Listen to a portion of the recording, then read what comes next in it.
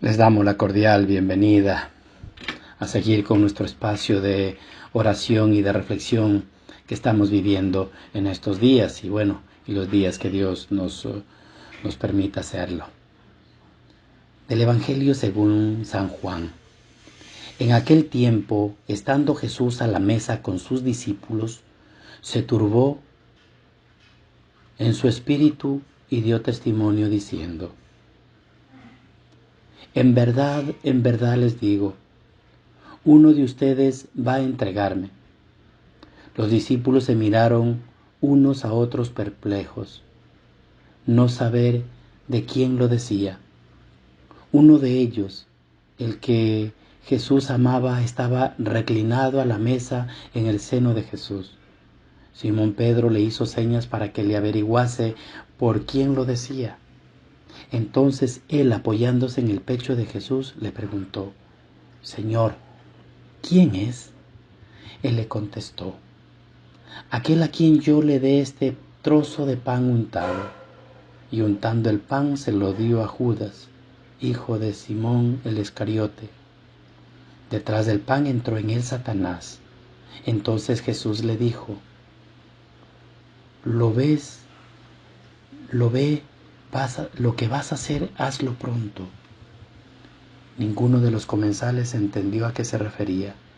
Como Judas guardaba la bolsa, algunos suponían que Jesús le encargaba comprar lo necesario para la fiesta o dar algo a los pobres.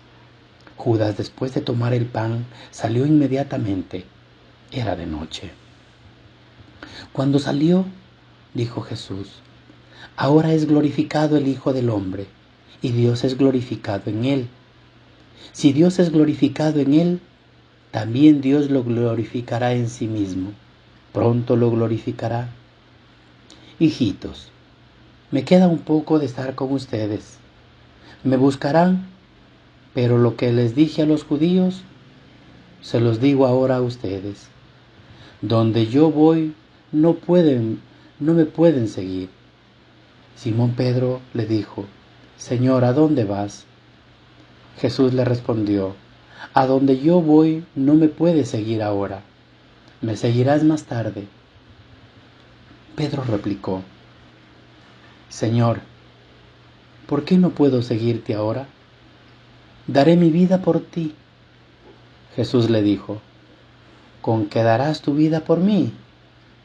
En verdad te digo, no cantará el gallo antes de que me hayas negado 3 veces. Palabra del Señor. Es importante lo que nos propone estas lecturas y todos estos días, cómo vamos a ir llevando paso a paso el camino de cruz. El texto de la primera lectura no puede ser calificado de claro. Los especialistas en las Sagradas Escrituras y el lenguaje de los profetas verán en él lo que no tenemos. Ese conocimiento nos cuesta ver. Si percibimos que tratar de esos dos asuntos distintos, la vocación desde el seno materno a ser profeta, boca de espada afilada, del fracaso de su misión profética, en vano me he cansado. Para reconocer que por encima de su debilidad está la ayuda de Dios, que le encomienda ser luz, no solo de Israel, sino de todas las naciones, de modo que mi salvación alcance hasta el confín de la tierra, le dice, superando las fronteras del pueblo elegido. Esa universalidad de la salvación es el otro asunto que encontramos en la lectura. Es algo nuevo. Les costó entender a las primeras comunidades cristianas la dimensión universal de la acción liberadora de su evangelio de Jesús de Nazaret. Pablo hubo de intervenir con su fuerza. Sobre la misión profética es necesario recordar que nadie ha de asumir la tarea de profeta si no siente la llamada de Dios a hacerlo, que no es llamada al triunfo personal, sino que ha de asumir el fracaso para que aparezca de quién es la palabra y la acción profética. A lo largo de la historia, antes de Cristo y después de él, han aparecido muchos falsos profetas. Falsos no solo porque lo que proclaman, sino y sobre todo porque se creían los protagonistas y se predicaban a sí mismos, como muchos lo hacen ahora, con el objetivo de construir su propio grupo sectario de seguidores que lo adularan. Detrás del pan entra también Satanás. Y ese es el relato de la pasión. Sabemos que el relato de la pasión, según San Juan, es el menos duro de los relatos evangélicos. Su evangelio comienza con mostrándonos la divinidad de Jesús. Ya en su prólogo es el Verbo creador e encarnado. Y esa visión sigue presente a lo largo de su relato, pero además es el evangelio en el que se manifiesta con más fuerza los sentimientos de Jesús. En especial los afectos de Jesús. Esos sentimientos están más a flor de piel en el momento y en la última cena con sus discípulos. Es el momento de intimidad afectiva con ellos. En ese momento cuando profundamente conmovido anuncia la traición de uno de los presentes, algo incomprensible para sus discípulos. Solo la intervención de Satanás que invade el interior de Judas puede explicar la traición. Satanás, como origen de todo mal, solo un agente externo puede explicar la decisión de Judas para el evangelista, entiende Juan. Pues bien, no es necesariamente así. Existen otras suficiente posibilidad de ser traidores, suficiente capacidad de mal en nuestro interior, y con ello hay que contar para conocernos y cuidar de no caer. En el contraste con Judas, Pedro proclama la fidelidad a Jesús. Daré mi vida por ti. Pedro se siente fuerte. Nadie puede separarle del compromiso con Jesús. Es un error sentirse tan fuerte que sea imposible la negación de lo que hemos prometido. La infidelidad a quien se ha prometido afecto eterno induce a desprotegerse, a no actualizar día a día los compromisos, en concretos los afectivos. Para ser fuente de fidelidad es necesario asumir nuestra debilidad, nuestra capacidad de ser infiel. Que cuando todo se para de repente, no solamente vemos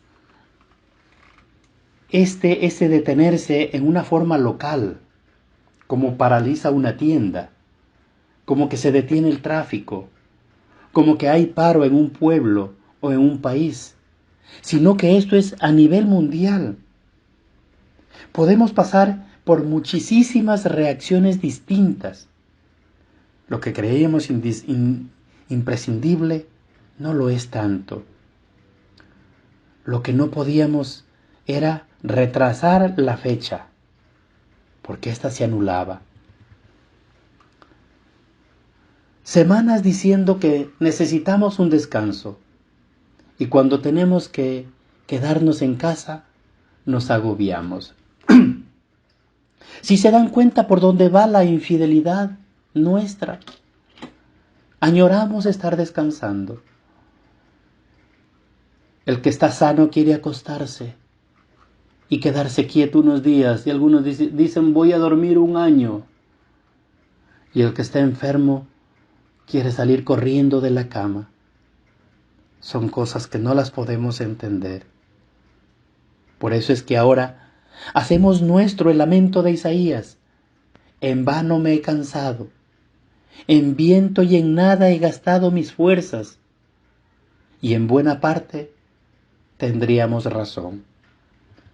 Cada uno vivimos con nuestras propias preocupaciones, tareas, sueños, traumas. Nos creemos distintos, pero ahora en la hora de la verdad nos parecemos todos bastante. Fijémonos en los discípulos del Evangelio de hoy: Judas, Juan y Pedro. Juan, recostado en Jesús, tranquilo en su propósito, en su vida privilegiada y amable, ajeno a la gravedad de lo que se le venía a su maestro.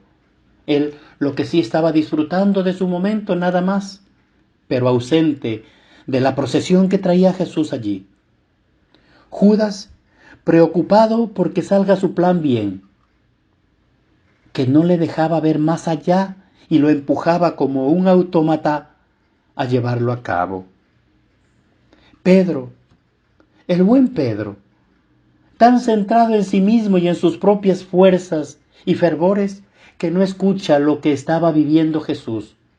Solo le preocupaba dejar claro que en él estaría a su altura, porque él quería estar a la altura de Jesús y lo quería acompañar para todo lado. A veces creo que somos una manada de inconscientes de nuestras propias fijaciones, de todo lo que nos centramos en sí mismo y no nos permite atender al otro. Somos como la concentración del todo yo, lo mío y lo mío, pero no queremos compartir nada, aún estando viviendo el mismo suplicio, teniendo esa enfermedad. Cada uno vive su propio mundo, porque nadie cuida a nadie. Si se dan cuenta, cuando eso no solamente le pasa a Judas el traidor, le pasa también a Juan el discípulo amado y a la cabeza de la iglesia que es Pedro.